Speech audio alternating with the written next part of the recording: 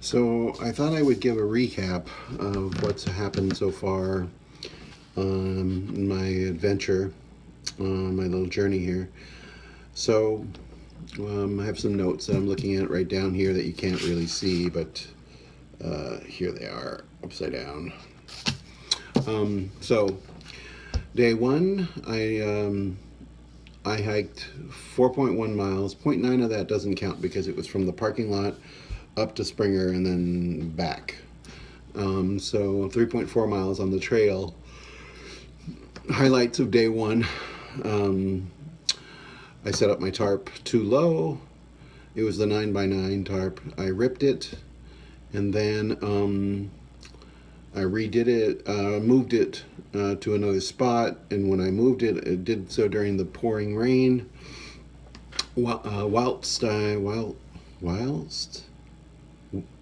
that must be how you pronounce that. Anyway, while it's moving, my resetting up my tarp, there was a gust of wind and my inflatable pad flew into the river.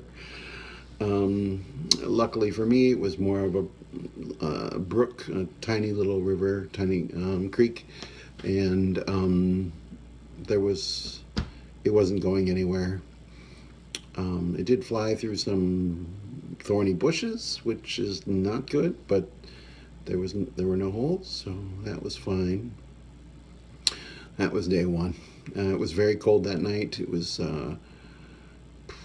probably 30s, upper 30s, and with wind.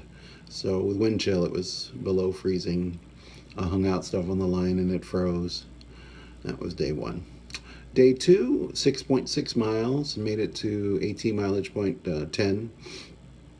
I with a wet lighter and without matches. My matchbook, the flint, the striker stuff for the matches wouldn't work. It was too difficult. And then with flint, I could get sparks, but it just wasn't fun. It was really tough to light. Excuse me, light S-bit.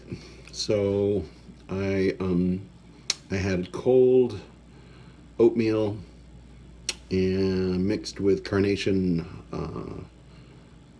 chocolate milk stuff, and that made it really, really syrupy. It was enough. I was fine, but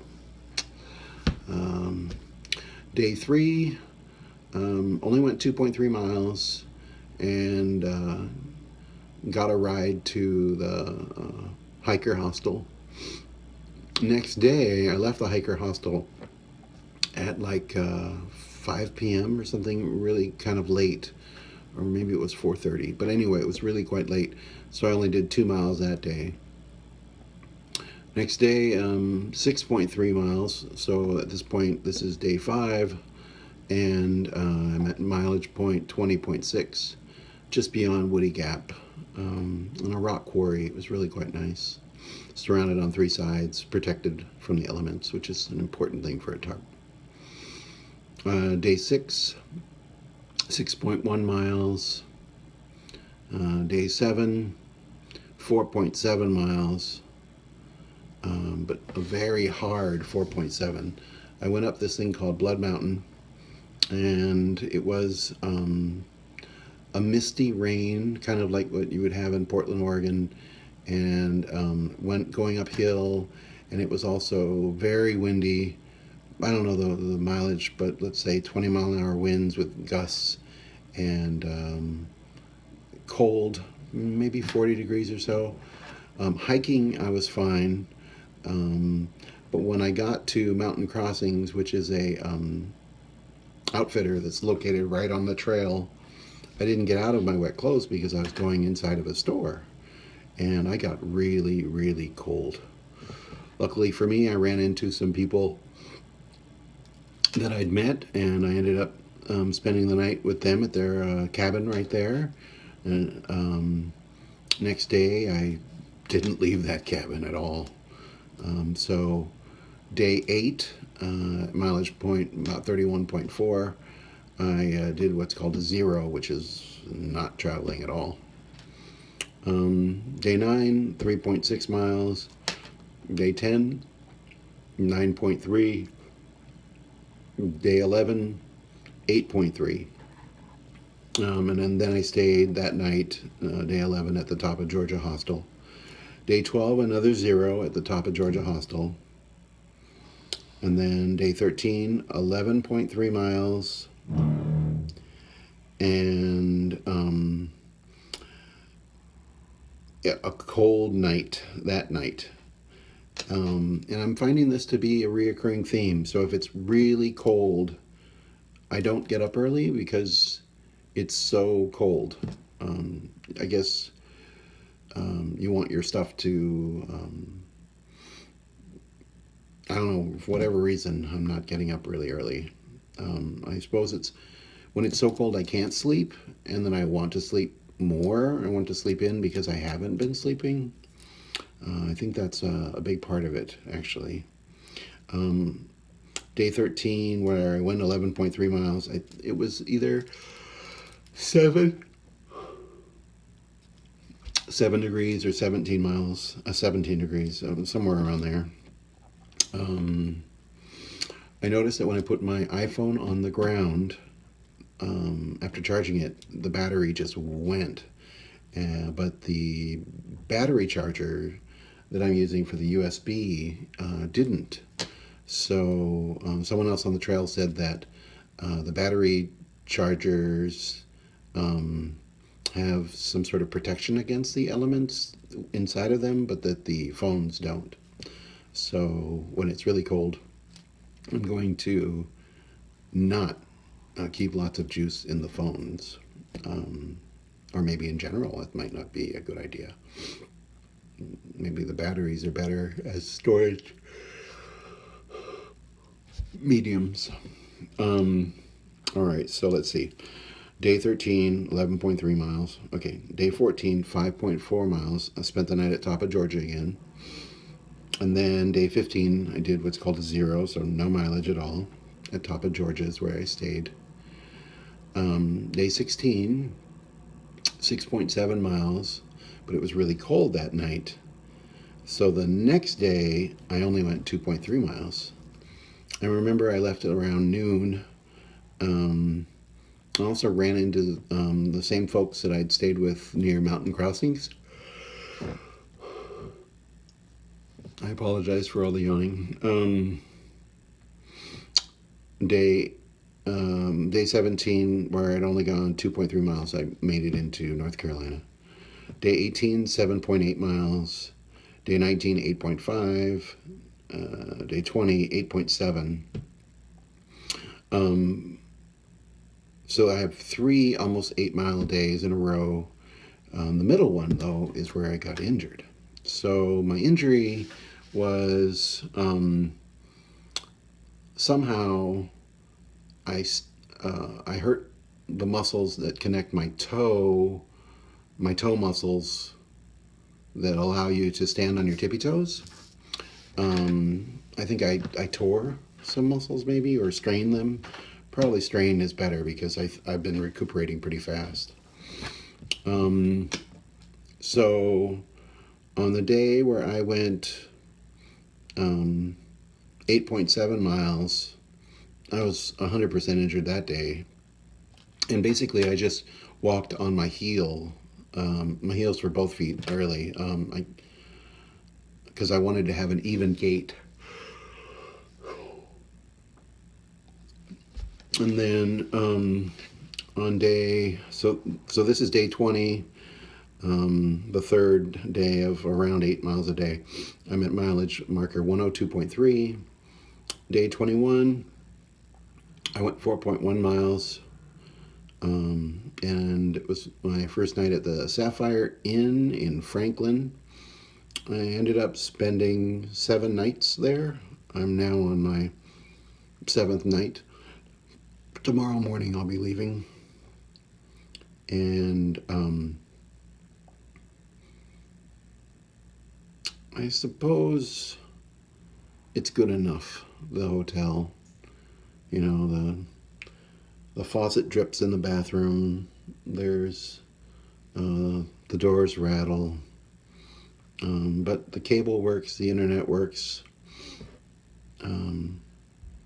It's quiet enough if you're in the right room. Certain rooms are next to sump pumps or something like that make noise every once in a while. But the room I'm in now that I moved to doesn't have that. First couple of nights here, first 2 nights I think it was, I had company. I don't know if it was 3. It was probably just 2. Um, as for my injury, I'm improving. I'm getting better. I'm able to walk on my toes a little bit, and I'm gonna go on the trail tomorrow. So it'll be, if the injury hadn't occurred, I think I would be doing 8 miles a day, maybe a little bit more. But because the injury occurred, I'm going to shoot for 6s again. And my initial goal was to go for a month and then see how I felt. Right now, I'm thinking to do 2 months and see how I feel. So I'll be on the other side of the Smoky Mountains at the end of the second month, in the middle actually. And right now I have planned out food up until the 11th of April. And we shall see what ends up happening. If my injury gets worse, then I'll have to stop, or I'll have to reassess. Right now it feels like I'll be pretty good, but injuries are not why I'm here. So overall, I'm doing well. I am viewing the journey as sort of a monk's journey, being out in the elements, testing myself, learning about myself, kind of growing and challenging. An interesting thing that I find myself doing is, which I'm sure is going to be pretty common, is getting rid of gear. So sending little things home here and there, and for example, I have 4 pairs of socks. I wear 2 at the same time. I have one that's just for sleeping, and then I have an extra pair for when it's raining and I want to put on like dry socks in the morning.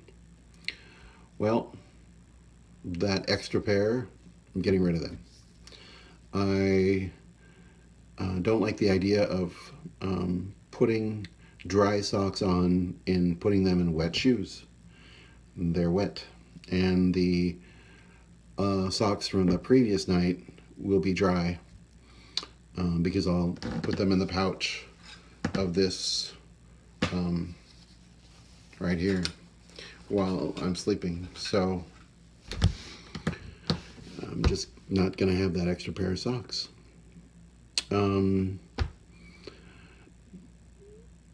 Similarly with underwear, I have 2 pairs of underwear and a pair of shorts. And I find that I'm not using the other pair of underwear. Hiking in one pair of underwear, and at night sleeping in the shorts. So I'm gonna send the underwear home as well. So when I get into town, I can put on a rain skirt, which I took the Velcro off tonight. The hook and loop, both sides of the Velcro. It wasn't working while I was walking. It wasn't holding, and the Velcro does damage to other shirts and stuff like that. So who needs it?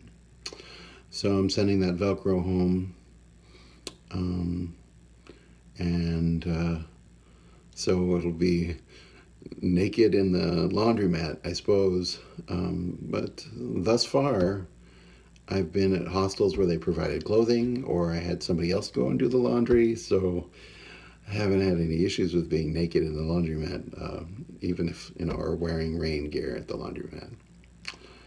Um, yeah, it's an adventure. It's fun. It's There's a sort of mesmerizing thing to be walking and just doing mileage. Um, spend my days thinking about eating and eating, looking for water, thinking about water, carrying water. I'm over carrying water. I've started to carry a lot less water. I have tried to adjust my food so that I don't come into town with so much food, because food weighs a lot, approximately 2 pounds of food per day. I'm maybe even a little bit heavier than that, honestly. So 5 days of food would be 10 pounds, maybe 11 and a half. So, cutting out what you don't need to make it easier on you. I definitely noticed how it was easier coming into Franklin when I had, say, was carrying 3 pounds, so to speak, for food and water, and as opposed to leaving to come towards Franklin, where I was carrying 15 or 16 pounds. That's food and water. So that 10-pound difference is quite a difference. So learning to figure out what you're going to eat, how much you're going to eat, getting water along the trail. I don't like filtering water and waiting for it, but it's just so heavy. That's pretty much what I've got. I'll forgive me for the yawns, but I'm gonna post it because it's real.